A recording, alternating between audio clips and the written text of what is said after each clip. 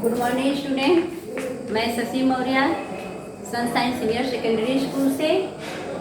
आज मैं आपको कक्षा 8 हिंदी व्याकरण के अंतर्गत भाषा और व्याकरण पार्ट 1 चैप्टर पढ़ाने जा रही हूँ। तो सबसे पहले आप ये ध्यान दीजिए कि आपको ये बुक खरीदनी है। ये बुक सभी लोग को खरीदना अनिवार्य है। जब तक ये बुक नहीं खरीदेंगे तब तक आप समझ नहीं पाएंगे, पढ़ नहीं पाएंगे। ठीक, तो चलिए सबसे पहले आपको हम भाषा और व्याकरण, हमारे पाठ का नाम है भाषा और व्याकरण। तो सबसे पहले आपको मैं ये समझाऊंगी कि भाषा क्या होता है, भाषा की परिभाषा क्या होता है, ये कितने प्रकार के होते हैं। ठीक, तो आइए शुरू करते हैं हम। भाषा से सभी लोग भली भांति परिचित होते हैं कि भाषा क्या है। तो जो हम बोलते हैं यानी अपने बोलते हैं किसी के सामने, जो अपने मन के भावों और विचारों को जो हम प्रकट करते हैं, और उसी प्रकार दूसरे के मन और भावों के विचारों को हम समझते हैं, तो ये हमारा क्या कहलाता है, भाषा। तो चलिए सबसे पहले देखिए भाषा की परिभाषा आपसे परीक्षा में पूछा जा सकता है कि भाषा किसे कहते हैं, या भाषा की परिभाषा दीजिए। तो देखिए इसके लिए आप क्या करेंगे, अच्छे ढंग से कॉपी बनाएंगे और उस पर चैप्टर का नाम डालेंगे और अच्छे ढंग से आप लिखने का प्रयास भी करेंगे। भाषा एक ऐसा साधन है जिसके माध्यम से व्यक्ति अपने मन के भाव और विचारों को दूसरों के सामने व्यक्त करता है। क्या करता है, व्यक्त करता है। व्यक्त का मतलब होता है प्रकट करता है, तथा उसी प्रकार दूसरों के मन के भाव और विचारों को समझता है, उसे भाषा कहते हैं। ठीक, समझ में आया भाषा की परिभाषा क्या है? कि भाषा एक ऐसा साधन है जिसके माध्यम से मनुष्य या व्यक्ति अपने मन के भाव और विचारों को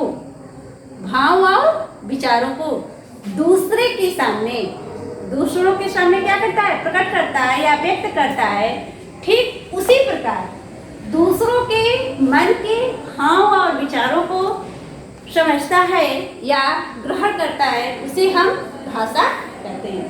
ठीक, अब आइए देखिए भाषा कितने प्रकार के होते हैं। अब आपसे प्रश्न पूछा जाएगा कि भाषा कितने प्रकार के होते हैं। तो भाषा आपके कितने प्रकार के होते हैं, 3 प्रकार के होते हैं। सभी लोग जानते होंगे, पिछले कक्षा में आप लोग पढ़ चुके होंगे कि भाषा कितने प्रकार के होते हैं। भाषा 3 प्रकार के होते हैं। कौन कौन से? नंबर 1 है मौखिक भाषा, नंबर 2 है लिखित भाषा, और नंबर 3 क्या है, सांकेतिक भाषा।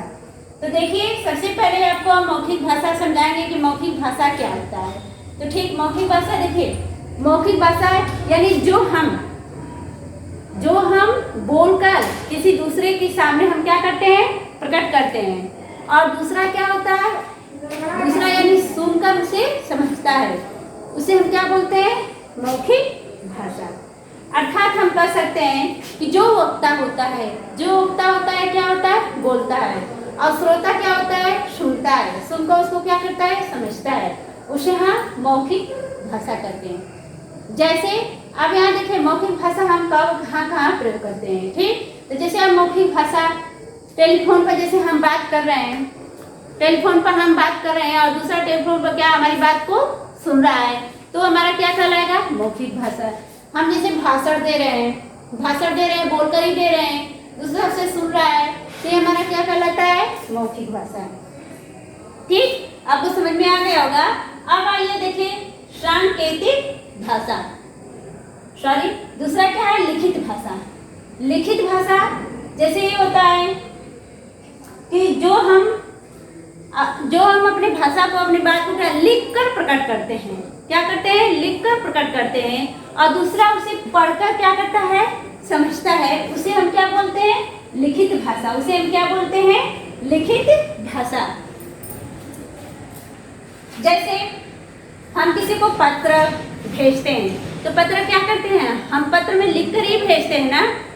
पत्र हम भेजते हैं तो पत्र में हम क्या करते हैं, लिखकर ही भेजते हैं। तो जब दूसरा क्या उसे पढ़कर समझता है कि हमारे मन में क्या भाव थे, क्या विचार थे, जिसको हमने लिखकर प्रकट किया, तो समझता है, तो हमारा क्या कहलाता है, लिखित भाषा।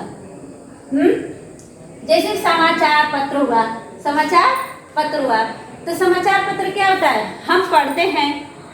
समाचार पत्र क्या होता है, हम पढ़ते हैं, तो हम देखकर ही पढ़ते हैं, किसी बुक से ही उठाकर देखकर पढ़ते हैं, तो हमारा क्या होता है, लिखित भाषा उसको हम कह सकते हैं। अब आइए देखिए सांकेतिक भाषा। सभी लोग जानते होंगे सांकेतिक भाषा क्या होता है।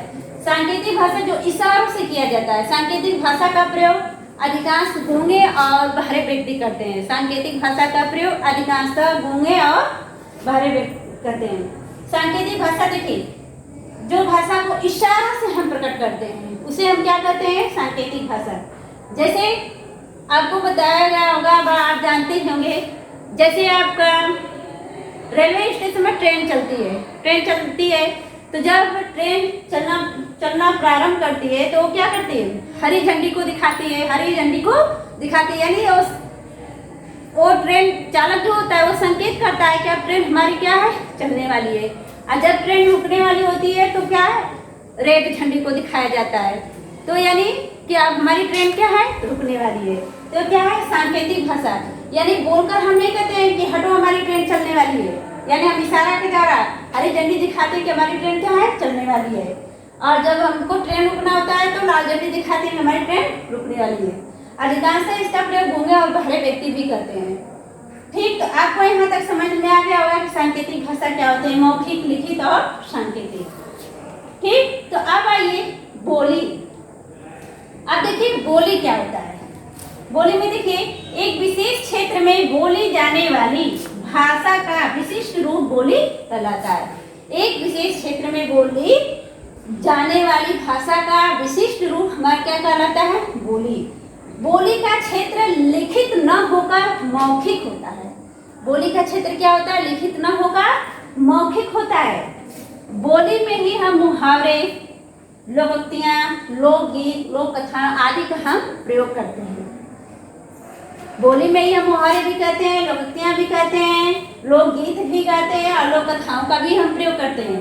अब देखिए, आपको आप यहाँ समझेंगे कि भाषा का विशिष्ट रूप बोली कहलाता है। यानी भाषा का विशिष्ट रूप, यानी जो हम बोली, यानी कई क्षेत्रों को मिलाकर, यानी कई क्षेत्रों में जो मिलाकर बोली जाती है, तो उससे एक भाषा का निर्माण होता है।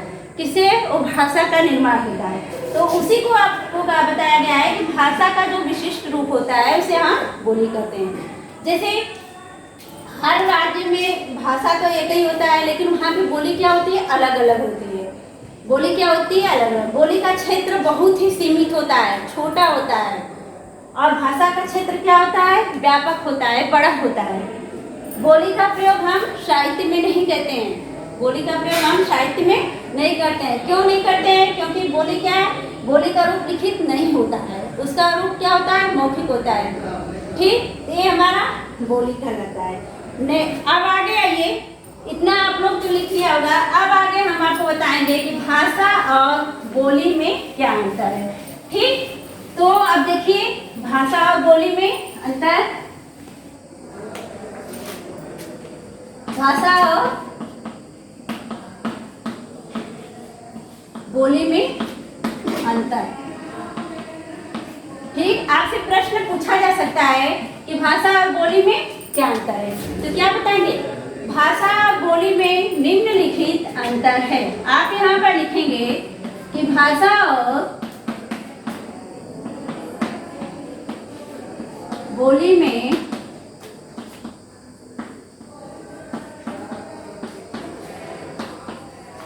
निम्नलिखित अंतर है। ठीक, तो आप यहाँ पर दो कॉलम बनाएंगे। कितने कॉलम बनाएंगे, दो कॉलम बनाएंगे।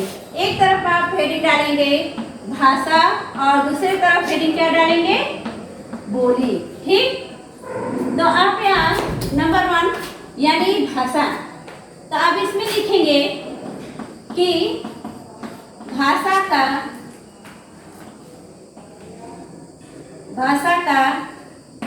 क्षेत्र व्यापक, भाषा का क्षेत्र व्यापक होता है। व्यापक होता है, व्यापक अर्थ क्या होता है, बड़ा। और बोली का क्षेत्र इसमें पहला पॉइंट डालेंगे, बोली का क्षेत्र सीमित।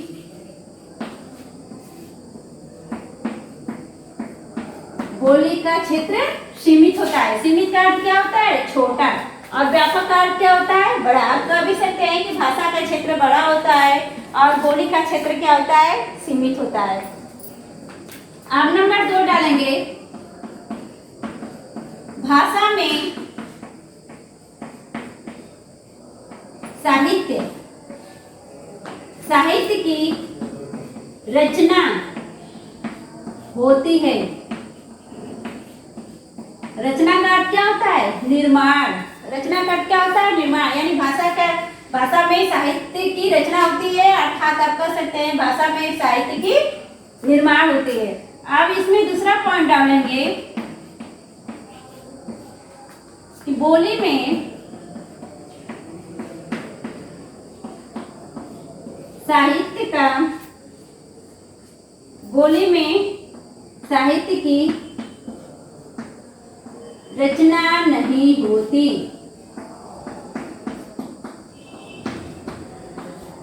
नहीं होती है।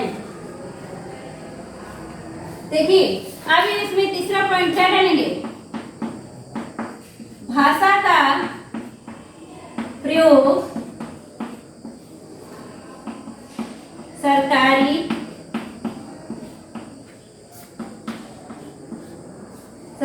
काम काज में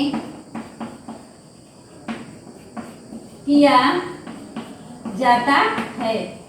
ठीक, अब इसमें तीसरा पॉइंट डालेंगे, बोली का प्रयोग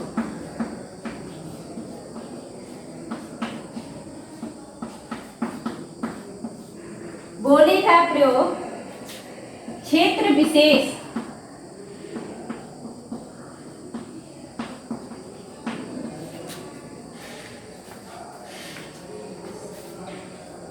विशेष में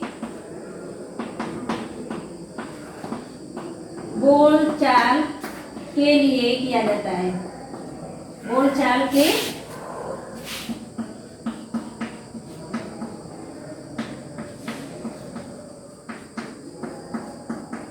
बस देखिए, बस इतना ही पॉइंट आप लिखिएगा।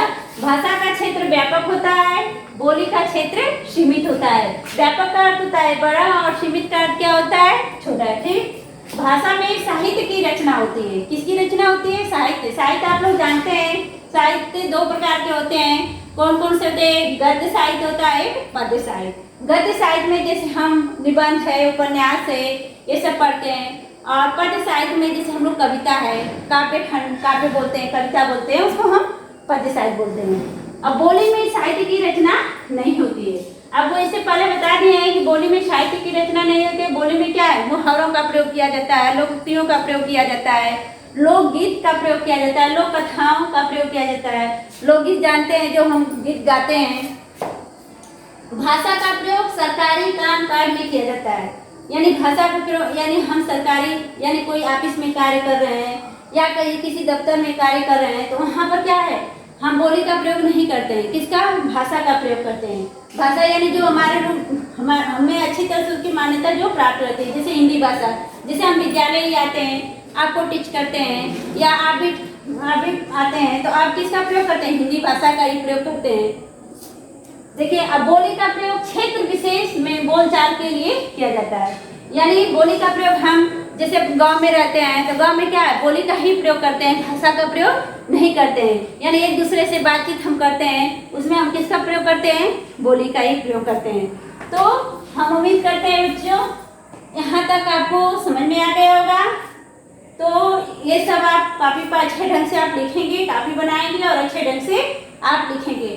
ठीक, तो यही अपने मैं वीडियो समाप्त करती हूँ। फिर नेक्स्ट अगले वीडियो में मिलेंगे। थैंक यू, धन्यवाद।